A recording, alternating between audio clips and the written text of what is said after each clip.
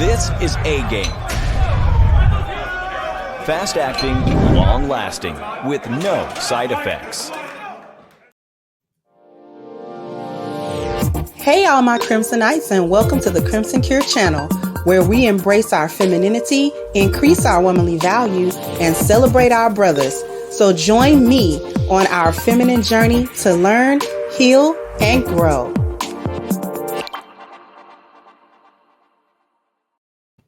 Hey there, my Crimsonites, and welcome to the Crimson Cure channel. I'm your host, femininity coach, and author of The Crimson Cure, and this is my perspective. So, I didn't talk about it before because we needed to really discuss what was going on and what was happening in that debate between Cynthia G and Dr. Umar Johnson.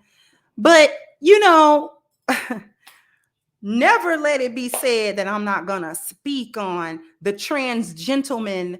Shout out to Minister Jap for I do believe that is his word. That was on the panel. Hope Giselle, Mr. Hope Giselle, speaking on behalf of the Black Sisterhood, had all the talking points down pat, had the blame Black men down pat. Sir, you were born with an XY chromosome set, were you not? Were you not born into the gender of Black men, and you decided that life would be easier for you if you lived it as a woman? Ain't spent not one moment as a Black woman, has not had the Black female experience at all, yet was invited to a panel to represent on the side of Black women to speak about whether or not there was a war in this country being waged against Black men. Now, I want y'all to take a moment and think about that. I want y'all to take a moment and consider that. I need that to sink in with everybody.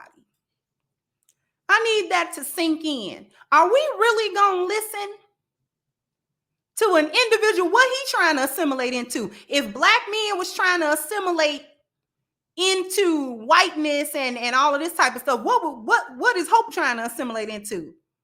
See, I'm not trying to hear nobody speak on issues that are this serious, that are confused about themselves, that don't know whether or not he should be a man or a woman. And I know that this may sound harsh or what have you, or T-phobic and all that. Okay. Here's why the sisterhood has to accept it, though.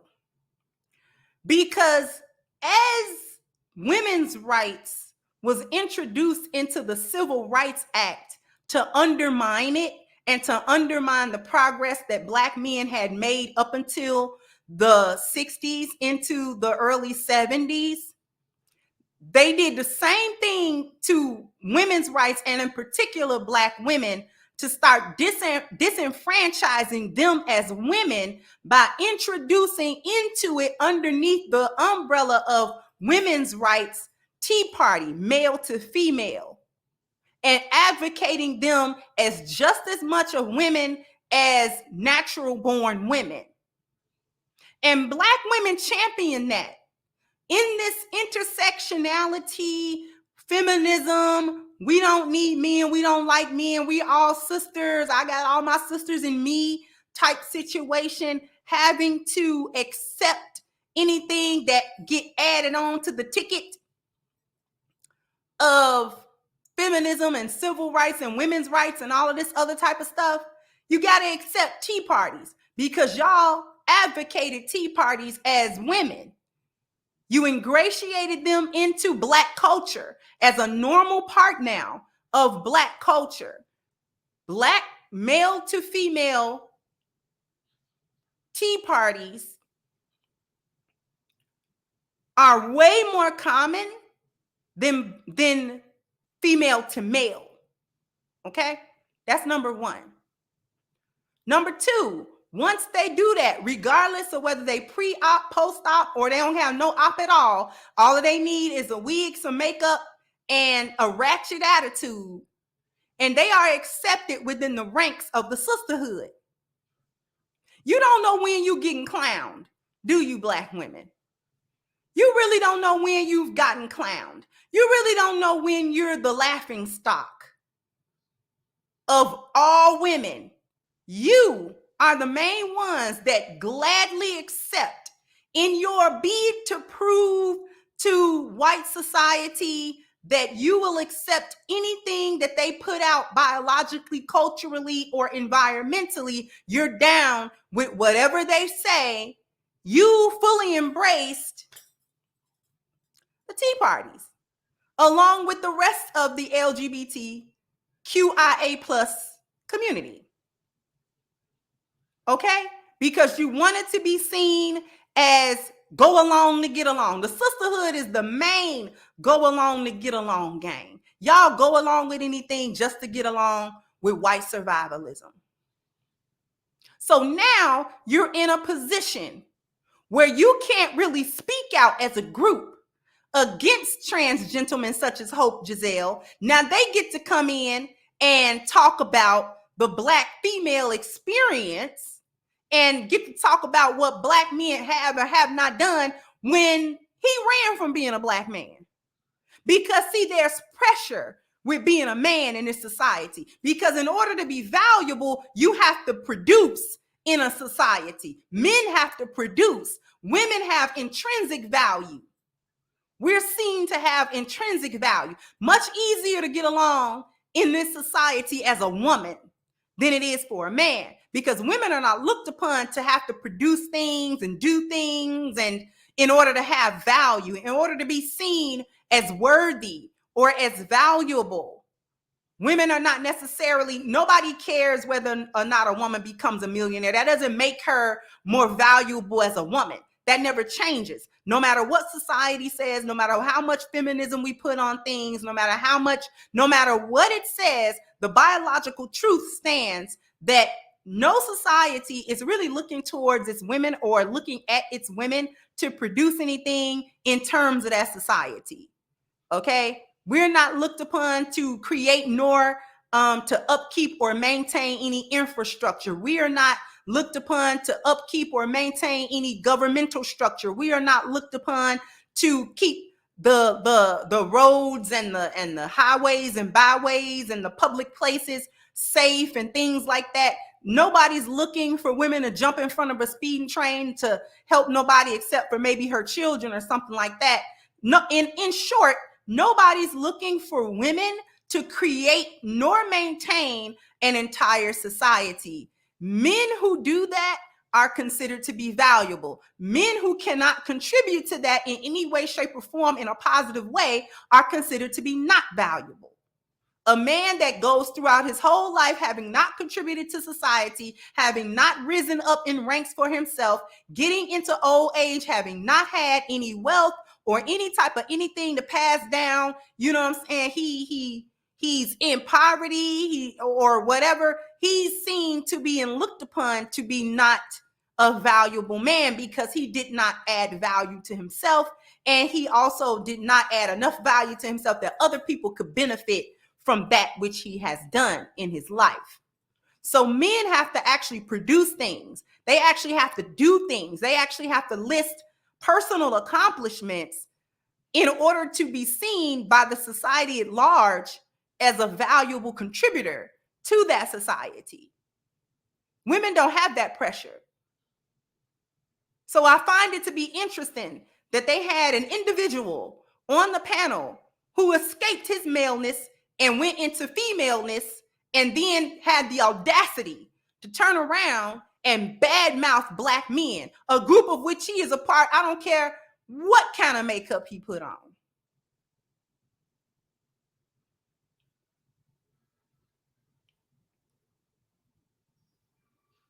And y'all have to accept it. You don't know when you're being clowned. Like, you got to accept being called a woman king. They always clowning Black women, and they always mixing up your mixing masculinity in with the image of Black women, with the concept of Black women, so that when we think of Black women, we automatically think of this masculine, manly type of female with all of these different pseudo masculine traits that supposedly makes her stronger and supposedly makes her better than Black men. When in reality, it degrades her femininity altogether. And I said this a long time ago. Women ought to be offended, especially Black women need to be offended that there are men out here who think that the only thing they need in order to copy Black femininity is a wig and a bad attitude, and to be able to badmouth a Black man at any given time. Foxo ought to be ashamed of themselves. You know that's a man.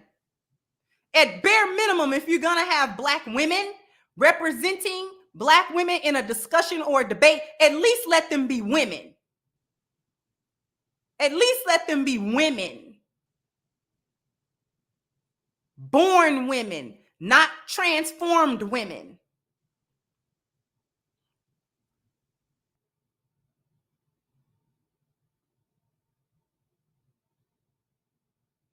What does he know about the plight of Black women or whatever? I just found that to be just ridiculous. I found it hypocritical. It's almost blasphemous is what that is. It's almost blasphemous.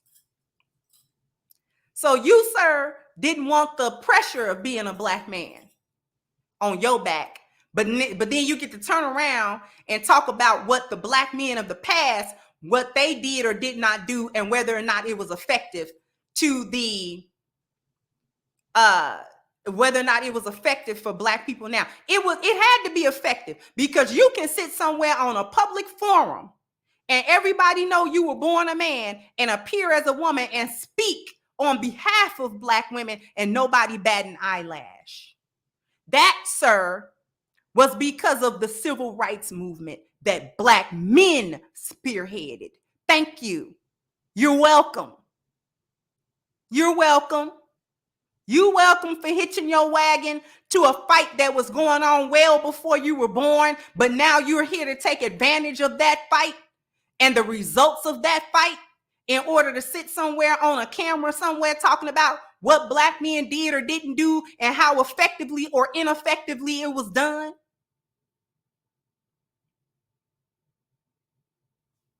And Black women ought to be ashamed.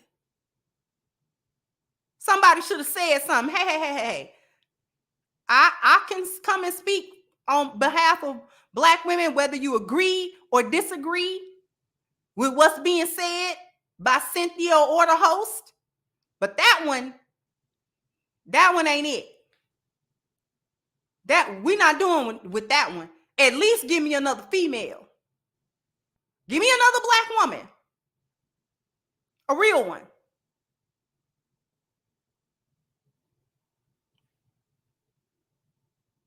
Not gonna sit up here and play these types of games.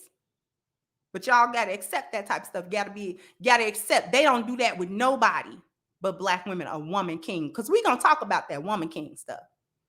A woman king, a whole movie about putting and pinning masculinity on Black women and perpetrating it like that's a good thing when it degrades her femininity and takes away her femininity, takes away her vulnerability, takes away her womanhood, takes away her high status as a woman and degrades it and puts it low. The Queen of England, monarch, just passed away recently. Her son ascended the throne. They didn't call him a man queen. He's King Charles.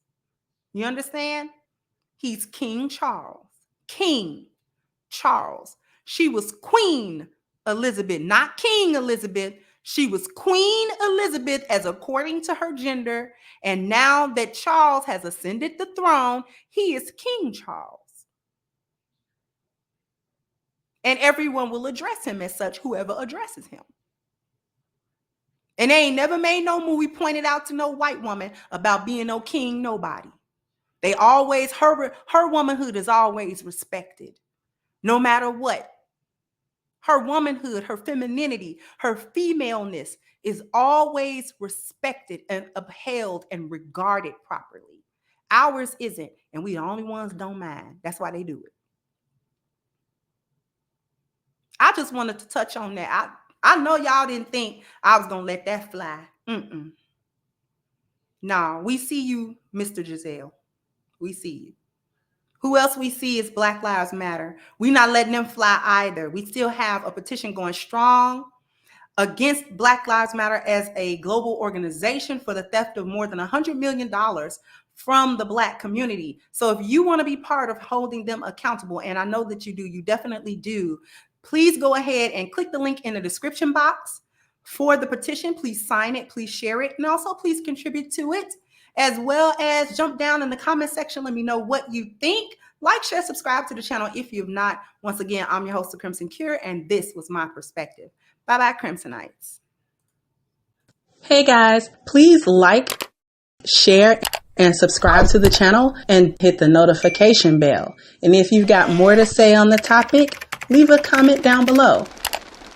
Also, don't forget to support our sponsor, who so graciously supports this channel by clicking the description box and the link for A-Game at agameherbal.com. You can go ahead and get a 10% discount off of your next purchase using the code Kendra10.